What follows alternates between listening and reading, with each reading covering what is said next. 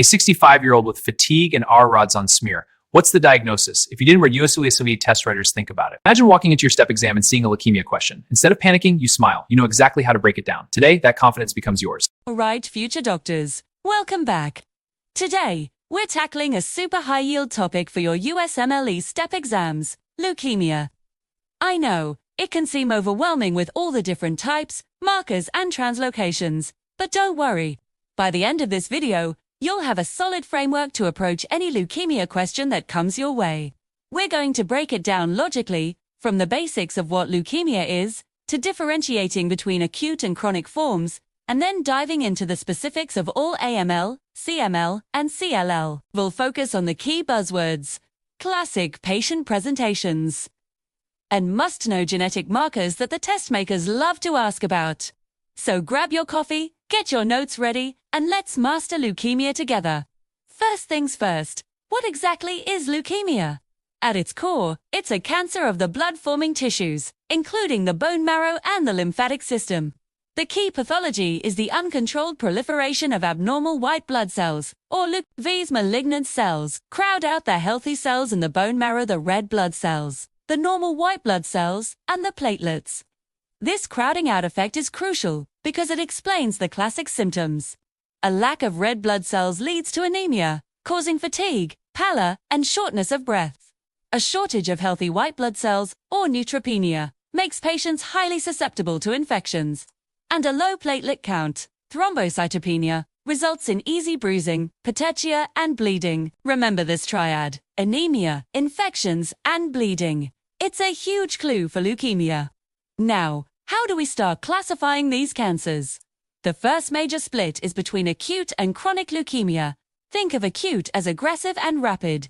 It's characterized by the proliferation of very immature, non-functional cells called blasts. These blasts take over the bone marrow quickly, leading to a rapid onset of severe symptoms. Patients are often very sick. On a peripheral blood smear, you'll see a high percentage of these blasts, typically over 20% in the bone marrow, which is the diagnostic cutoff for acute leukemia. Conversely, chronic leukemia is a more indolent, slower process.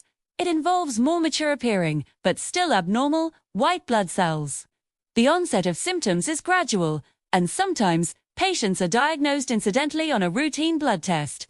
Their white blood cell count might be sky-high, but the cells are more differentiated than the blasts we see in acute forms. So, we have acute versus chronic. The next step in our classification is to determine the cell lineage. Is it myeloid or lymphoid?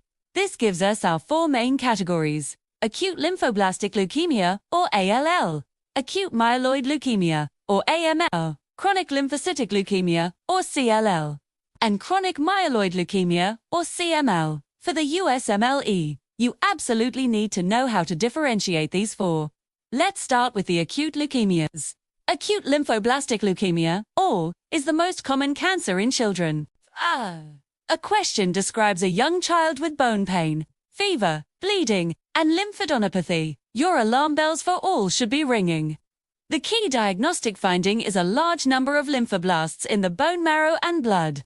How do we identify these lymphoblasts? They are positive for the marker TdT, which stands for terminal deoxynucleotide transferase. TdT is an enzyme found in immature B cells and T cells, but not in mature lymphocytes or myeloid cells.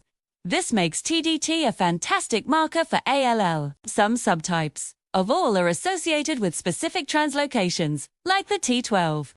21 translocation, which generally has a good prognosis and is common in kids. Another one to know is the T9D2, Philadelphia Chromosome, which can also be seen in all, particularly in adults, and carries a worse prognosis. Now let's switch gears to acute myeloid leukemia, or AML. Unlike all, AML is more common in older adults, typically around age 65. The presentation can be similar to all with fatigue, infections, and bleeding, but the key is identifying the myeloid blasts. On a peripheral smear, you'll be looking for myeloblasts, which are often larger than lymphoblasts and have more cytoplasm. The pathognomonic finding for AML, and a huge buzzword for your exam, is the presence of Auer rods. These are crystal-like, needle-shaped inclusions in the cytoplasm of the myeloblasts. If you see Auer rods, you can confidently diagnose AML. The myeloblasts will stain positive for myeloperoxidase or MPO. Remember, TdT is for lymphoblasts, MPO is for myeloblasts. A specific subtype of AML to know is acute promyelocytic leukemia, or APB.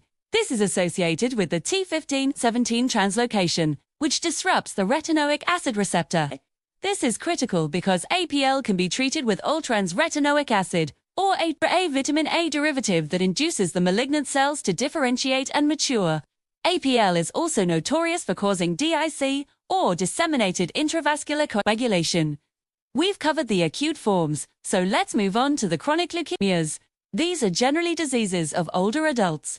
Let's start with chronic lymphocytic leukemia, or CLL. The CLL patient is an older adult, maybe over 60, who is often asymptomatic and diagnosed on a routine CBC that shows a dramatically high lymphocyte count. The key cells here are mature-looking but fragile lymphocytes. When you make a blood smear, these fragile cells often break, creating a characteristic finding called smudge cells. If a question mentions an elderly patient with lymphocytosis and smudge cells, the answer is almost certainly CLL is a B-cell neoplasm, so the cells will express B-cell markers like CD5, CD19, CD20, and CD23. Complications of CLL to be aware of include hypogammaglobulinemia, leading to increased infections, and autoimmune hemolytic anemia. Some patients can also undergo a Richter transformation, where the CLL transforms into an aggressive large B-cell lymphoma. Finally, we have chronic myeloid leukemia, or CML. Again, this typically affects middle-aged to older adults. Patients might present with fatigue, weight loss, and a classic finding of a massively enlarged spleen, or splenomegaly, causing early satiety and abdominal fullness.